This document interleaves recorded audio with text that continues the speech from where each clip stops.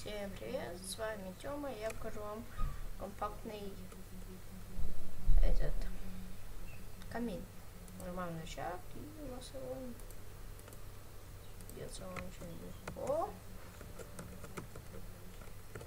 Здесь ставим два липких поршня, сверху них адский камень.